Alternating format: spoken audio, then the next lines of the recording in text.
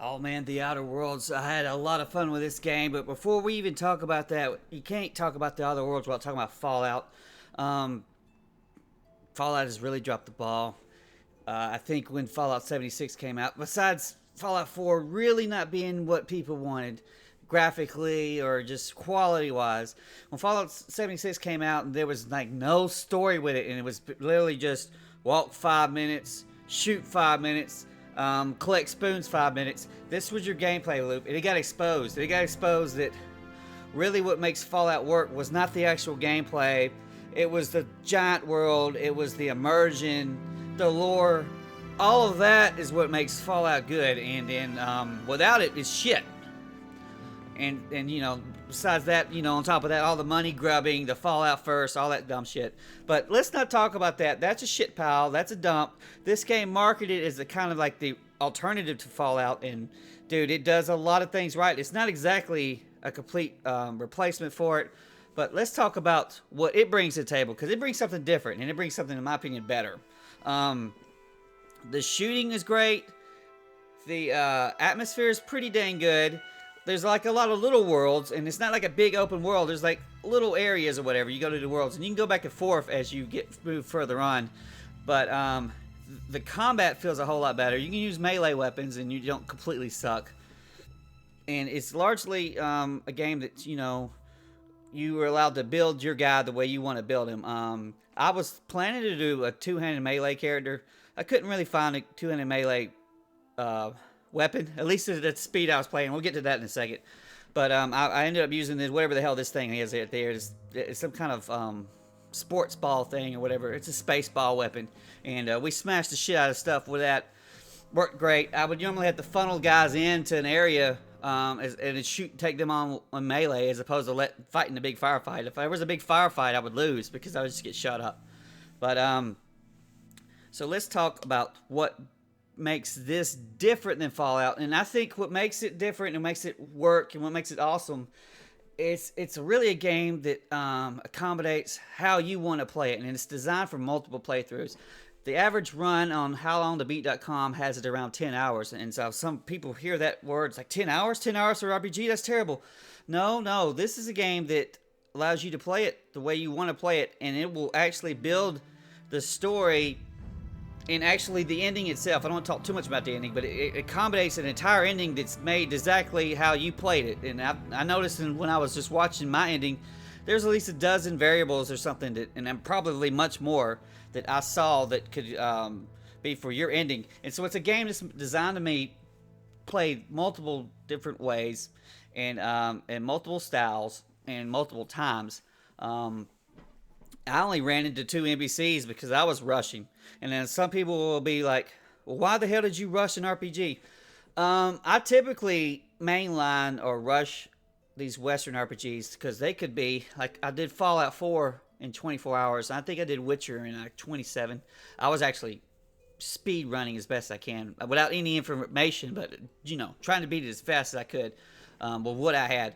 And it's a thrill and exhilarating to just, fly by the seat of your pants, pick up shit that you need, run to the next objective. I remember in Witcher 3, you were in the big town or whatever, and the fastest way to go through the town was through one bar. It was a pretty big bar. It had an entrance and an exit.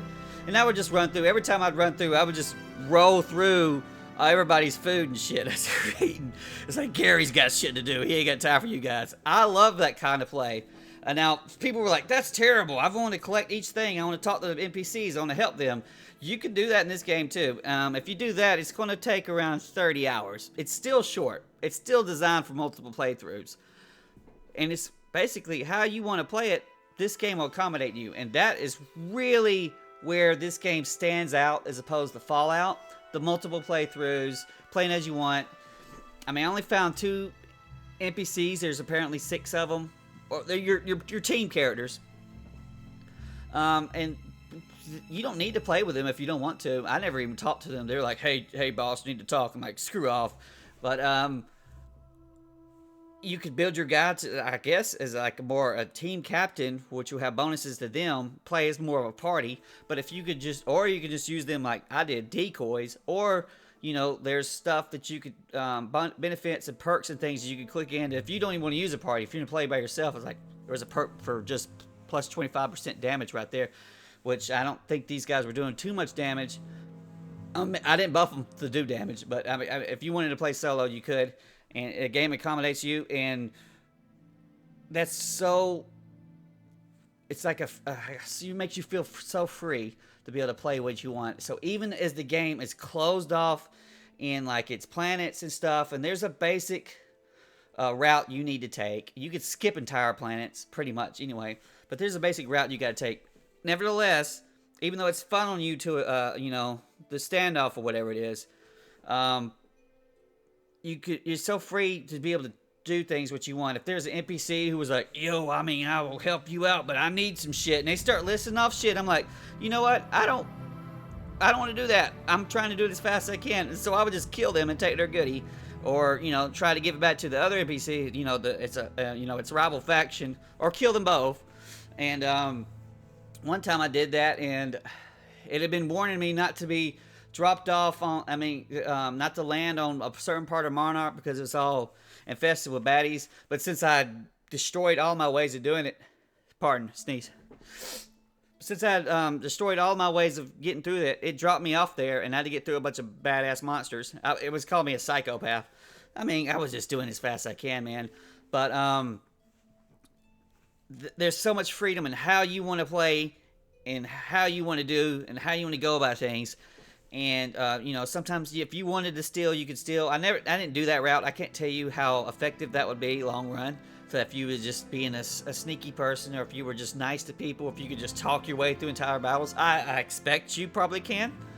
But I only can talk about it from being, beating as fast as I can. Idiot run. Run towards the green marker, do whatever it is, steal whatever it is, kill whatever it is, and then proceed. And I really like it. I like to do games like that. I mean, some people were like really opposed, but hey, I had fun, and we're gonna recommend this game. It's on Game Pass, and I don't see any reason not to play it on Game Pass if you have options to get to Game Pass, either on PC or at Xbox. If you're on PlayStation, you have to buy the copy. And now Obsidian is now officially owned by Microsoft, so if there's an Outer Worlds 2, it might not be on PlayStation 5. You might have to, get a PC or a Xbox to play it. It's on the Epic Game Store, but who the fuck would want to get it from Epic Games if you can just essentially rent it from Microsoft? And people's like, well, I don't want to be renting games or whatever with Xbox Game Pass.